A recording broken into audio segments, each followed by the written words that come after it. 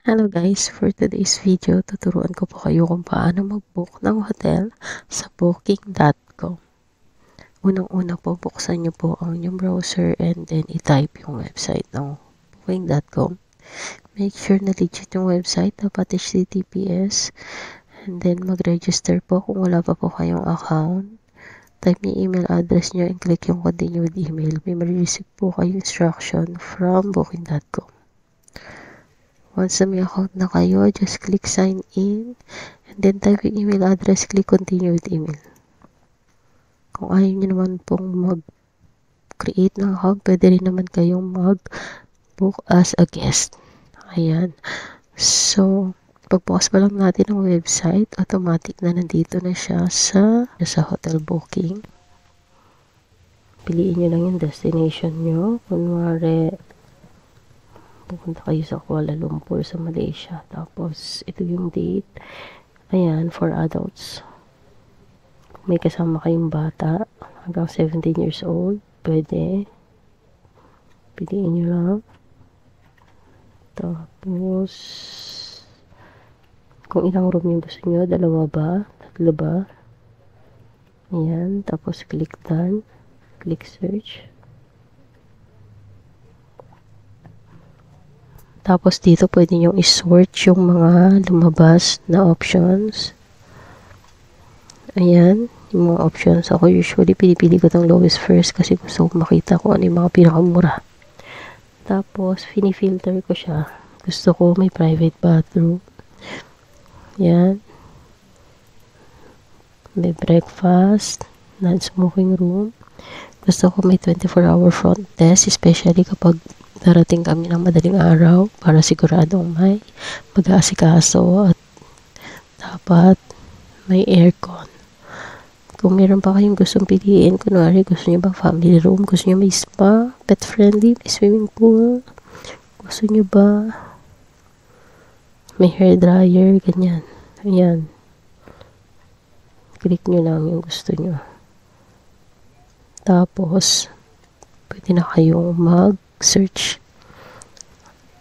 Sa akin po, pinipili ko yung may rating na more than 7. Tsaka yung may reviews na at least more than 100. And yung distance ng hotel from the city. Pero, depende pa rin naman yun sa inyo kung saan mas malapit yung mga papasyalan nyo. Kunwari, piliin ko to.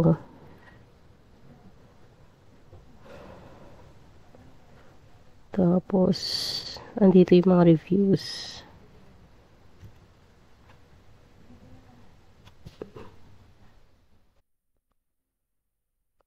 Ito.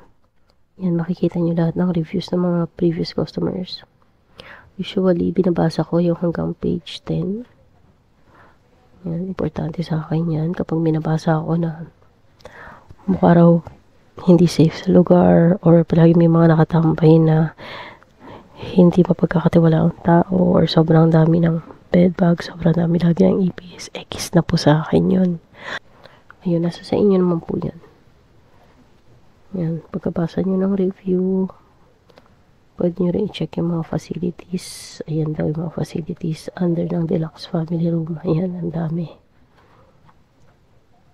Tapos ito yung mga top attractions na malapit dun sa hotel. Ito yung distance nila from hotel. Tapos, ito mga facilities. Importante sa akin may elevator, lalo na kapag kasama ko nga si mother kasi nga senior na siya, tsaka yan smoking rooms. Tapos dapat may 24-hour front desk nga. Ito baggage storage, importante rin, lalo na kapag maaga kaming dumating at hindi pa check-in time para pwede namin iwan yung aming bagahe habang namamasyal. Ayun. Tapos ito yung house rules. Ayan, basahin nyo lang yan. May mga instruction dyan. Yan. Once satisfied na tayo, pwede na tayong pumili ng room. Ito, kunwari,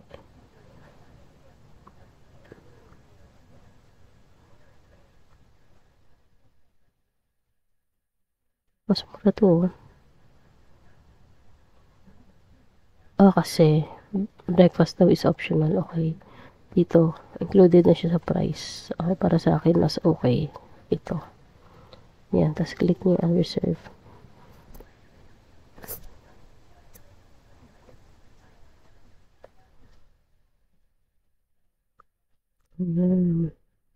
Are you traveling for work? Yes or no? Tapos type niyo rin yung first name niyo. Nori Alago. Email address, Alago. gmail.com. Main guest ka ba? Booking for someone else?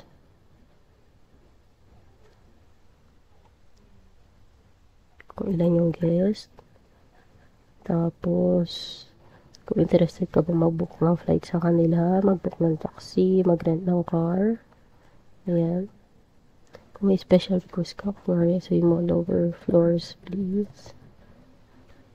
Tapos, dito, nakalagay yung total ng mga babayaran. Pero, may sinasabi siya na additional charges may apply. So, meron pa siyang additional na tax tsaka tourism fee. And may damage deposit daw na 610 pero fully refundable. Ayun.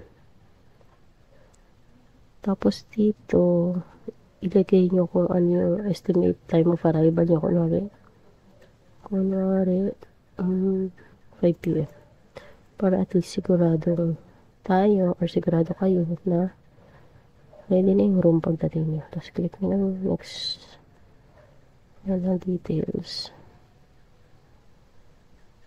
Yan. Tapos, hinihingi nyo yung mobile number. Kunwari, yan. Tapos ito, kailangan ilagay yung card details.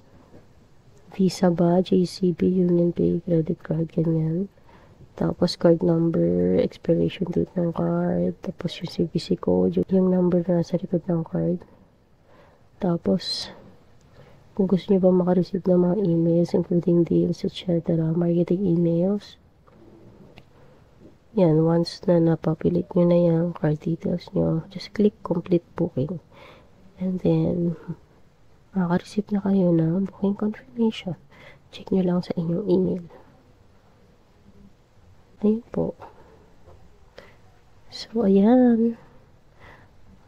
Tapos na po tayo. Kung may natutunan po kayo, sana po mag-subscribe kayo para marami pa tayong videos na magawa. And, thank you po for watching. Mapagpalang araw po sa inyong lahat. God bless. Goodbye.